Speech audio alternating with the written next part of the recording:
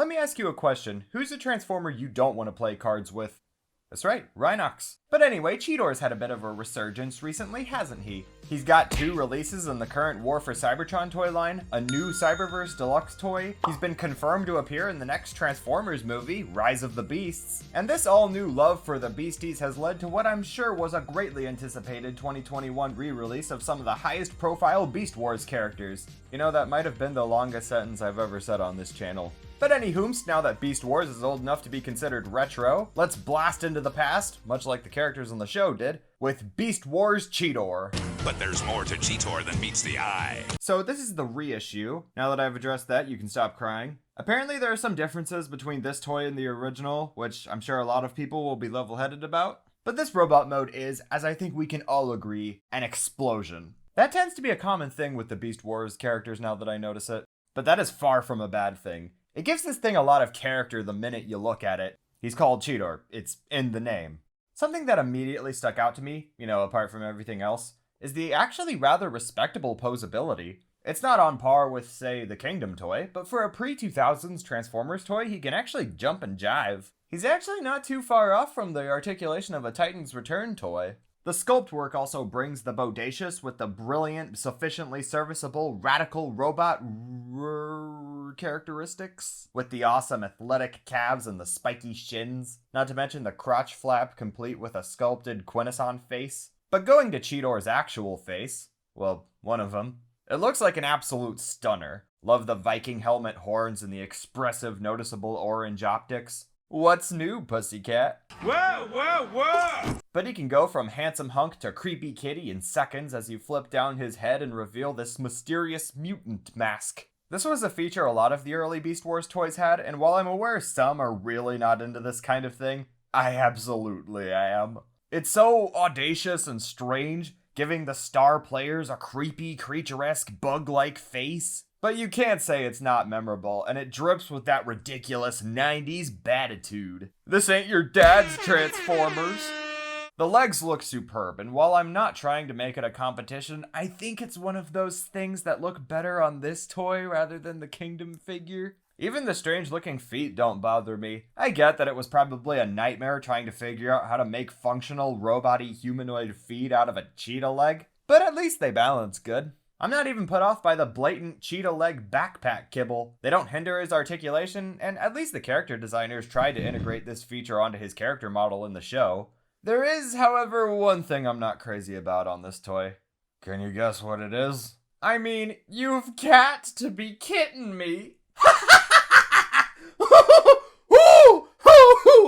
Yeah, the cheetah head chest sticks out way too much, and there's just no elegant solution for how to deal with it. It's kind of a shame that the rest of the robot mode looks so good only to be put off by the very center of it. I don't know, rest of the figure's solid enough to make it manageable.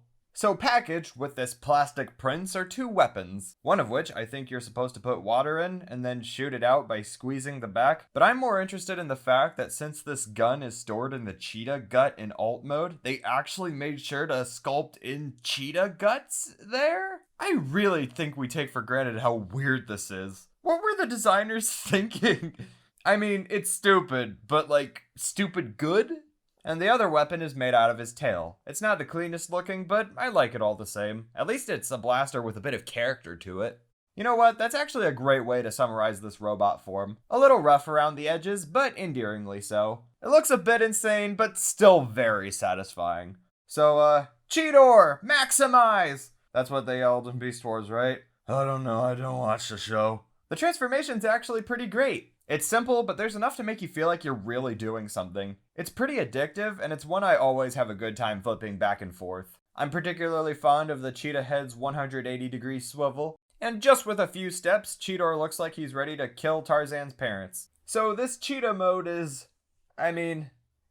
yeah, I'm still finding the words for it. I think it's a bit fair to say it's not quite as ironed out as the Kingdom figure. It looks kind of more like a saber-toothed tiger or some really beefed prehistoric version of a cheetah. You think that could have been the original intention with this alt mode? I don't know, but regardless, I can't help but be taken away by this thing. Sure, it's weird and wonky in the proportions and the articulation, but he's got it where it counts everywhere else. I'm also inclined to be a bit more forgiving since when they designed this, there wasn't much of a point of reference on how to make Transformers out of realistic animals yet. Move over, NPM 12, make way for the original Catboy.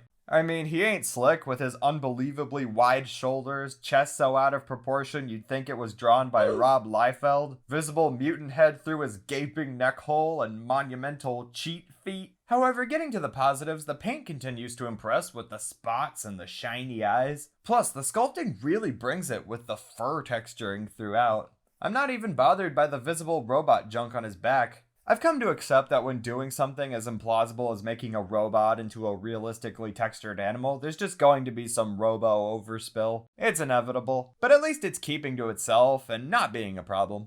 I know I've clowned on this thing a bit, but the truth is, despite its shortcomings, I still think it's a fun alt mode. He might look a bit strange considering he's basically just a guy pretending to be a cat, which by the way was how they made one of my favorite movies. But it's painted well and sculpted nicely, plus it does pack him lots of charm and a good old squint of the early days, a whole 25 years ago. So good news, Beast Wars nerds. Even to me, someone who isn't super familiar with the show and as someone who already owns his modern update toy, the original Beast Wars Cheetor is still a really good toy. It's fun to move around and transform, the plastic and joints feel good, the paint is lovely. It's kind of the full package, and I'm glad I picked him up. This toy really is the cat's meow.